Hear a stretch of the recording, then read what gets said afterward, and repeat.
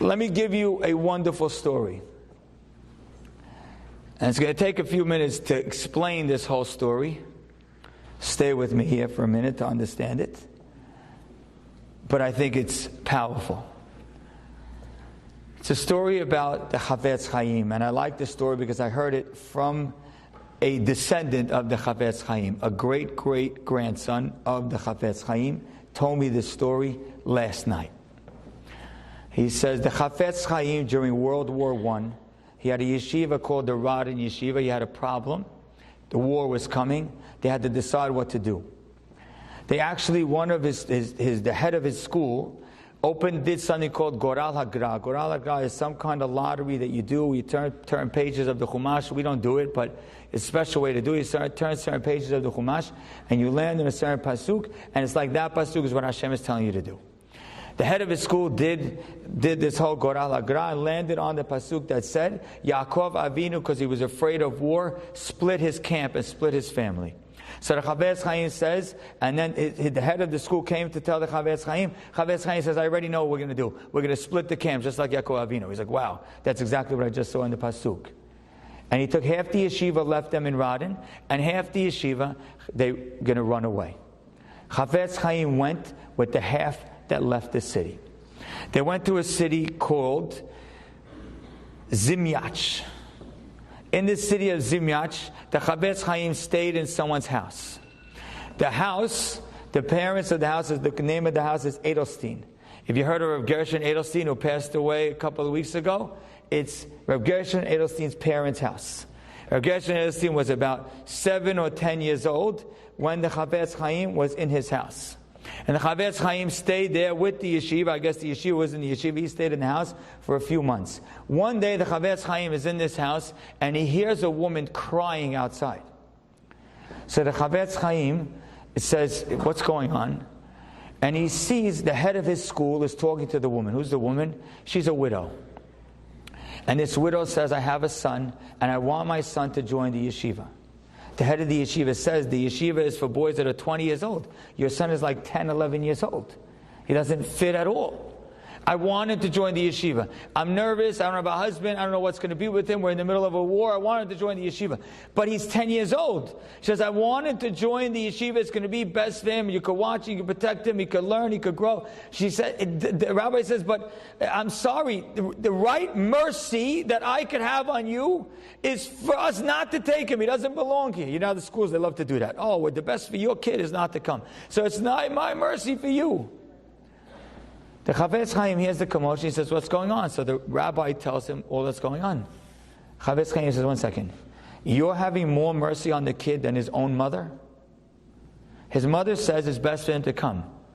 You're deciding that it's best for him not to come? Chavetz Chaim says, I am accepting him into the yeshiva. And I am making a commitment that I will take care of this kid. They bring this 10-year-old boy, or 11, I don't know the exact age, they bring him into the yeshiva. A few weeks later, the boy gets a disease. I think it's called typhus, I'm forgetting the word. He gets a disease, he has to go to the hospital. Chavetz Chaim sends his daughter, Fegi, to be with this boy and watch him and take care of him while he's in the hospital. The Chavetz Chaim and the yeshiva move, and this Fegi stayed for 3 months in this town, watching this orphan boy, taking care of him. Nice? After the 3 months, the boy leaves. He grows up. He says, you know what? I'm not going to go back to the Chavetz Chaim's yeshiva. I'm going to go to a different yeshiva. And he goes to yeshiva called Slabodka. So here's the Chavetz Chaim. He spent all this time on this kid. He vouched for the kid. Left his daughter behind in the middle of a literal world war. Had his daughter Fegi watch this boy. After all that, the boy leaves, goes to a different yeshiva. He becomes an incredible student in that different yeshiva. And the boy marries the daughter of the Rosh Yeshiva of Slabodka. Very nice. Very nice. End of the story so far. The Chavetz Chaim's daughter, now she gets older, whatever. At the end of her life, she went to move in to her son's house, her married son's house. This daughter, Fegi, is now in the married son's house. And one day, Fegi is talking to her daughter-in-law. You follow me? She's talking to her own daughter-in-law. She says, I want to tell you a story. She's telling her daughter-in-law. Years ago, my father, World War I, had to run to a new town, went to the Edelstein house. My father heard about a woman, a widow who was screaming, and he went and he took in that boy and took care of the boy. And this Fagi keeps going, this older woman now keeps going, and she says, and I went to the hospital and stayed in the hospital for 3 months to watch this boy. So the daughter-in-law says, so why are you telling me this story? She said, I'll tell you this story because that boy is your father. So, in essence, she's saying, my son married the daughter of that boy. I watched that boy for 3 months. I took care of him. I nursed him back to health. It looked like he went away from me. He went to a different yeshiva. Went away from my father. Went to a different yeshiva. His daughter married my son. And that boy, actually, that boy that she took care of, ended up, his name was Moshe Chevroni. He became the Rosh Yeshiva of the Chevron Yeshiva. You may have heard of it, one of the most prestigious yeshivot in the world today. Became the Rosh Yeshiva of Chevron Yeshiva. And today is his yahrzeit.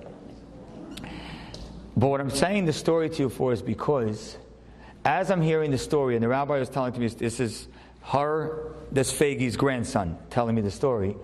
As he's telling me the story, I'm like, ugh, he's running away. Terrible. Oh, he has to stay in someone else's house. Terrible. Oh, horrible. He has to take in this kid. Horrible. Oh, now the kid gets sick. Like, what a bummer. He take care of the kid. Now he's sick. Now the kid's in the hospital. Now he's leaving his own daughter behind to watch the kid. Like, what a failure. Everything's going wrong. Yet the reality is, the whole story went so right. So how do you view the stories in your life? What's the narrative you want to create this summer for your home, for your marriage, for your children, for your grandchildren, for your parents, for your community? What's the narrative you want to create?